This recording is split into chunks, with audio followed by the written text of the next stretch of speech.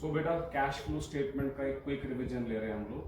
Cash flow statement जो हम लोग प्रिपेयर करते हैं, this statement is first of all one of the financial statements of a joint stock company as per the provisions of companies act 2013। उसके बाद बेटा जो हमारा कैश फ्लो स्टेटमेंट का प्रिपरेशन एंड प्रेजेंटेशन है कि कैसे कैश फ्लो को प्रिपेयर करना है और कैसे प्रेजेंट करना है, it is prescribed in the accounting standard 3 issued by the Institute of Chartered Accountants of India.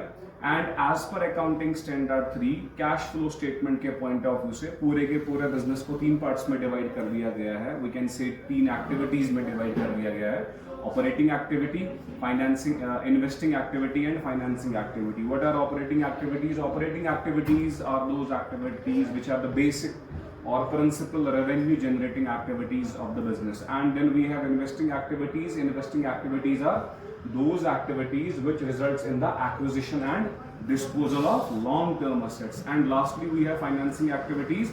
Financing activities are those activities which results in the change in the total capital composition of the business.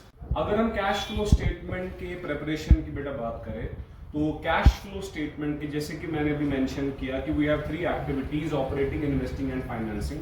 बेटा जो हमारा operating activity का cash flow होता है, operating activity के cash flow को calculate करने के लिए अकाउंटिंग स्टैंडर्ड 3 ने दो मेथड्स प्रेस्क्राइब किए गए हैं। इस बात का आप लोग बहुत खास ख्याल रखेंगे, ऐसा कोई भी कॉन्सेप्ट प्रैक्टिकली नहीं है कि कैश फ्लो स्टेटमेंट को प्रिपेयर करने के दो मेथड है। हाँ, कैश फ्लो स्टेटमेंट के अंदर जो हमारे पास ऑपरेटिंग एक्टिविटी वाला पोर्शन होता है, उस ऑपरेटिंग एक्टिविटी से कितना कैश इनफ्लो और कितना कैश आउटफ्लो हुआ है, उसको कैलकुलेट करने के लिए AS3 ने दो मेथड्स प्रेस्क्राइब किए हैं। One is direct method and second is indirect method. Am I clear?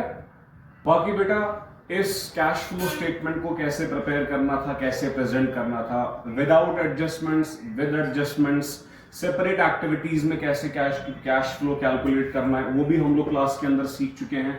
Collective पूरा question without adjustments and with adjustments के साथ जो हमने क्वेश्चंस किए हैं, मोर देन सफिशिएंट है हमारे एग्जाम के लिए। आई होप कि आप लोग को ये चैप्टर बहुत अच्छे से समझ आ गया होगा। Thanks a lot. कल से इंशाल्लाह we are starting our new topic. Okay.